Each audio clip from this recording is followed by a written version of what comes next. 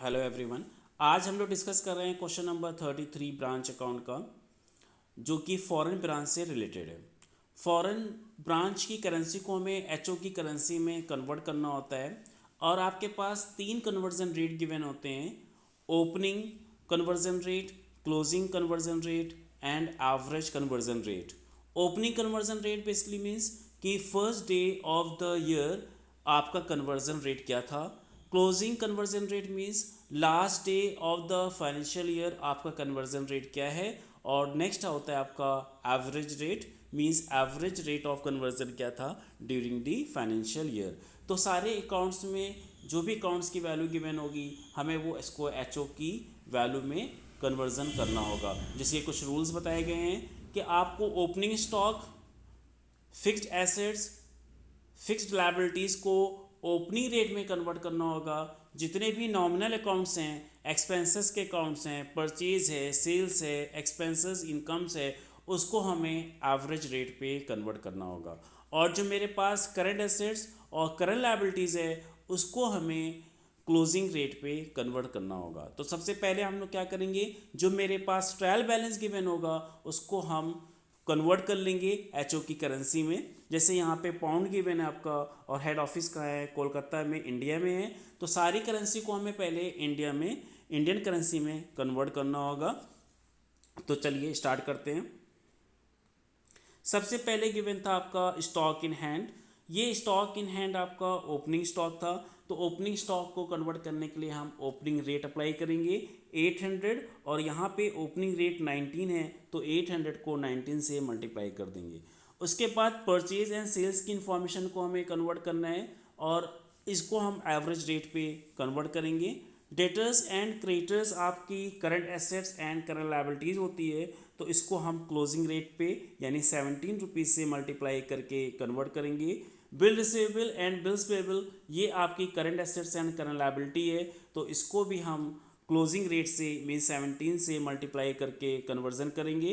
Wages and salary के लिए हम एवरेज रेट लेंगे जो आपका 18 रुपीज़ गिवन है। रेंट के लिए भी हम कन्वर्जन रेट 18 रुपीज़ लेंगे। सन्ड्री एक्सपेंसेस के लिए भी 18 लेंगे।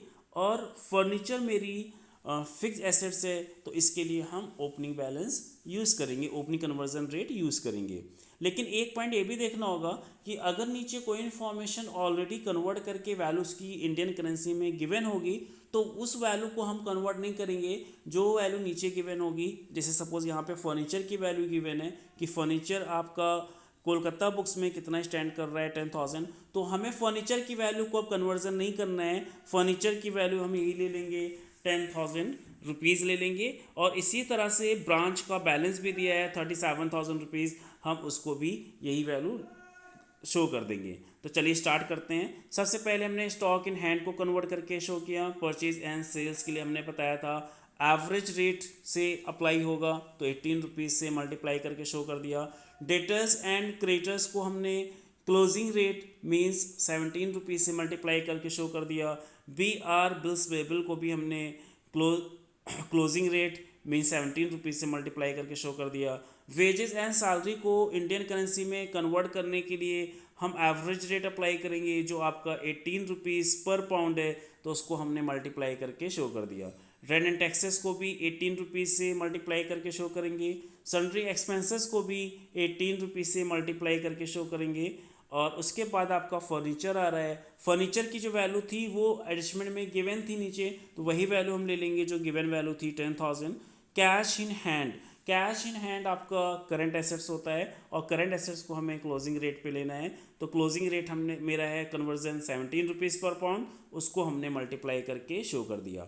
उसके बाद जो ब्रांच का अकाउंट था वो बैलेंस क्वेश्चन में देखिए गिवन था 37,000, तो हम 37,000 उसको भी शो कर देंगे एचओ के कॉलम में, उसको हमें कन्वर्ट नहीं करना है। अब आप देखेंगे ट्रायल बैलेंस में अगर कोई डिफरेंस आ रहा है डेबिट एंड क्रेडिट में तो उसको हम एक्सचेंज सस्पेंस अकाउंट के नेम से शो कर देंगे जिस साइड पे लेस होगा। तो यहाँ पे क्रेडिट साइड पे लेस था तो 2675 आपका एक्सचेंज सस्पेंस करके क्रेडिट साइड पे आ गया। कन्वर्जन करने के बाद फिर हमें बनाना होगा trading and profit loss account. To opening stock given था आपका 15,200, इसको शो किया। टू परचेजेस गिवन था आपका 77,400, to wages and salary 4,950, by sales 1,44,000 and by closing stock था आपका 20,400। क्लोजिंग स्टॉक आपका क्लोजिंग कन्वर्जन रेट से मल्टीप्लाई होके शो होगा। ग्रॉस प्रॉफिट कैलकुलेशन के बाद हम शो करेंगे by gross profit brought down 66,850, और जो इनडायरेक्ट एक्सपेंसेस थे फर्दर जो हमने ट्रेडिंग अकाउंट में शो नहीं किए थे, जो प्रॉफिट लॉस अकाउंट में ही शो किए जाते हैं, टू रेंट एंड टैक्सेस हो गया आपका, टू सन्ड्री एक्सपेंसेस हो गया 9,000, तो आपका प्रॉफिट आ गया टू नेट प्रॉफिट 50,650। इसके बाद हम लोग बैलेंस शीट बनाएंगे। बैलेंस शीट में एसेट्स में आपके पास कैश इन हैंड गिवन है 50,575, स्टॉक गिवन आपका 20,400, डेटर्स की वैल्यू गिवन है 25,500, और बिल रिसेबल था आपका 6,800, फर्नीचर की वैल्यू गिवन थी 10,000। इसका हम टोटल कर लेंगे तो ये आपका एसेट्स आ जाएगा। और उसके बाद हम लायबिलिटी साइड तैयार करते हैं, आप लायबिलिटी पहले भी कर सकते हैं। क्रेडिटर्स की वैल्यू गिवन थी 17,000, बिल्स पेबल की वैल्यू थी 5,950, और जो ब्रांच का बैलेंस था 37,000, उसमें प्रॉफिट प्लस करेंगे 50,650। अगर लॉस आया होगा तो लॉस को हमें माइनस करना होगा, और माइनस करने के बाद जो वैल्यू आएगी इसको हमें अमाउंट कॉलम में शो करना होगा। आपका एक्सचेंज एक्सपेंस का बैलेंस जो आया था वो आपका क्रेडिट साइड पे बैलेंस स्टैंड कर रहा था, तो वो आपका बैलेंस आ जाएगा। क्रेडिट साइड पे आपने शो किया था एक्सचेंज एक्सपेंस, तो अगर क्रेडिट साइड पे शो किया तो लायबिलिटी साइड पे आ जाएगा, और अगर आपने डेबिट साइड पे शो किया होगा तो वो आपका एसेट साइड पे आ जाएगा। तो यहाँ पे एक्सचेंज एक्सपेंस आपने क्रेडिट साइड पे शो किया था, तो वो एक्सचेंज एक्सपेंस आपका 2675 लायबिलिटी साइड पे आ गया। देन आपको टोटल करना है लायबिलिटीज एसेट्स का 1,13,275, 1,13,275। तो ये क्वेश्चन था आपका फॉरेन एक्सचेंज फॉरेन ब्रांच से रिलेटेड।